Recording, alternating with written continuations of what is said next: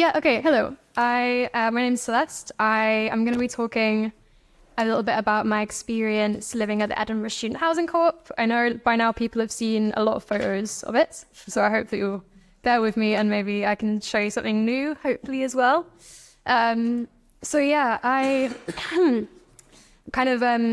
speaking as someone who doesn't currently live there, so I guess that should be taken into consideration when I sort of give you my reflections.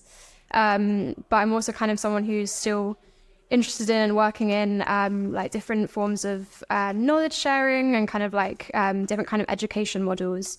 And I'm kind of going to be speaking to some of the ways that the like communal areas and spatial design of the co-op facilitates that, and also kind of speaking to like the ways that I feel as though the spatial design of the co-op is kind of empowering like for the individual and sort of like is a force for maybe struggling against like isolating housing conditions, but also is really beneficial for the collective, obviously. I also wanted to say that this title, Declare Yourself Welcome, I pinched from this woodwork co-op in Glasgow that I visited recently, which is quite like a radical leftist space, but I just thought it was really, really nice like encapsulation of this experience of living in somewhere that feels like you're granted a lot of like space to sort of be yourself, and it's just quite like a liberating experience having a lot of control over your own living conditions, basically.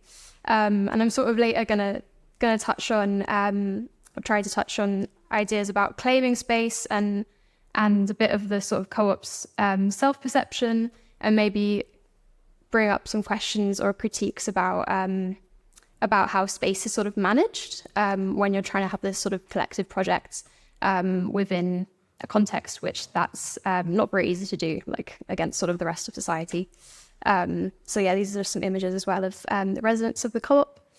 I'll fly through this a little bit because I know we've talked about the basement a lot, but I just wanted to kind of bring people's attention to some of these mind maps here, which are kind of listing, they're an example of the way that lots of consultations happen within the co-op to actually design and build the space, and kind of how the basement was designed to be, to respond to people's needs and a lot of different types of needs, from going down and kind of getting space on an individual level or studying, but also doing sort of big participatory activities. And also like there's this really nice little piece of artwork by Meredith Stern, which is illustrating consensus decision making. And that's also how all of the kind of the politics within the co-op, that's what it hinges on, is decisions by consensus. So this is also, since the basement has opened in the last few years, it's increasingly become a space where different kinds of knowledge exchanges happen. These are some images of different sort of forms of like workshops and learning that have happened, from like participatory action research to like informal discussions, co-design workshops, skill shares. And I think it's just like, it's quite a special space, and is like, I guess an example of the way that like it offers a space of I guess it's about sort of like autonomy and people being able to like access different types of learning more independently out with institutions.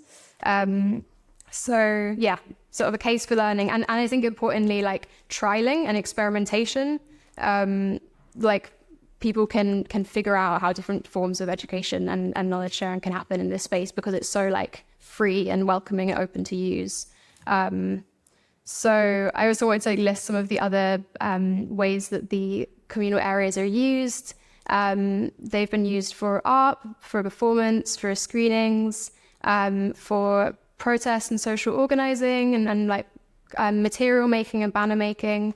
And increasingly it's a space that's like externally looking and sort of brings in other people. And I think that's a really good note, because I think it's like there's a bit of a tender like negotiation of a place that is people's home and people's safe space, but also like a public space that wants to be generative and and look to like grow other movements. So I think that that's something which residents of the co-op continuously like struggle with and figure out kind of good ways to manage it, really. And there's also like this sort of note here about the way that like rules work in this space and how rules are upkept. Basically, it's all just based on like sort of mutual respect and also like the safer spaces policy. But obviously, individuals have to write the safer spaces policy. So it's like there's perhaps an illusion that everything is very communally decided, but inevitably there are like certain people's inputs that are perhaps more strong than others. So I guess it's like this maybe question that we can discuss a bit later about how sort of informal hierarchies arise, even when you're trying your best not to. So I next kind of wanted to touch on other forms of like non-physical infrastructure in the co-op that contribute to like sharing resources and bringing people into contact with each other that aren't actually about sharing physical space, which I think is sort of another example of how like isolation can be combated, especially if you're someone who lives in the co-op but isn't intensely sociable or one of the people who's gonna like do loads of events organizing or something. So an example of this is like where the master key lives, which is the key for the basements. So we have like a wood workshop and also the social basement space. And the way that those are like stored in certain flats and move around kind of means that people are forced to come into contact with each other, or not forced, but invited to if they want to use the wood workshop. So that's kind of like a way that, people are brought together. There's also, the classic chore rota, the way that certain people's roles are buying communal resources and how those are then managed and stored collectively. Big like bike lockup where bikes are also shared and borrowed, and that's that. I wanted to now move on to like kind of raising some questions about the way that the co-op functions inwardly, but also like who it looks out to. So Francesco featured in his presentation these murals that have been painted on the outside of the co-op, which was something that was brought as a proposal and all agreed on. It had this kind of like lengthy sort of political process to actually coming into realization. But they were designed to brighten up the co-op, make it more obvious what the space is to outsiders, because it's often kind of like overlooked and the co-op's not necessarily one that advertises itself super well. So that was sort of worked on to for those reasons.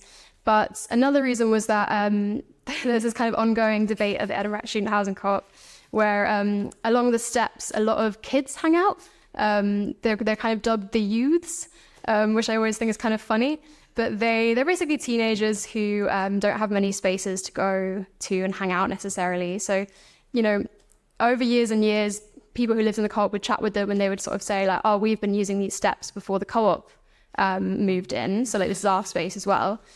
Unfortunately, like there's quite a lot of conflict between the people who lived in the co-op and these kids, like noise complaints. They're always very messy, like this sort of mean page references, like there's always lots of trash left around, which you could also see in Francesco's presentation. But yeah, so what I wanted to sort of draw attention to was this kind of ongoing discussion about building gates outside the Edinburgh Student Housing Co-op, and how it's kind of just an example of how like I kind of feel like hostile design is being floated and discussed, and how there's like a level of irony, I guess, in a space that's sort of such a refuge and like place of like lots of like liberation and joy for a lot of people, and just how that's I don't even really have an answer to it. It's just an interesting tension, I think. So yeah, and there's this idea of where does the co-op end and the rest of the world begin, kind of. So yeah, this is kind of just like wrapping up all these ideas here. I think like I've sort of critiqued the way that the co-op maybe deals with other people using the space a little bit, but I also kind of want to extend it a lot of compassion and say that like they're trying to do something really positive, and like we don't necessarily have a blueprint for navigating these issues in wider society.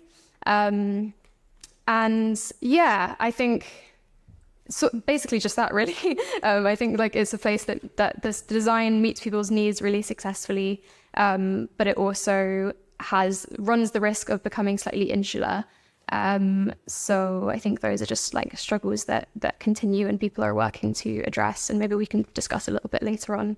But I think that's the end of my presentation. So yeah.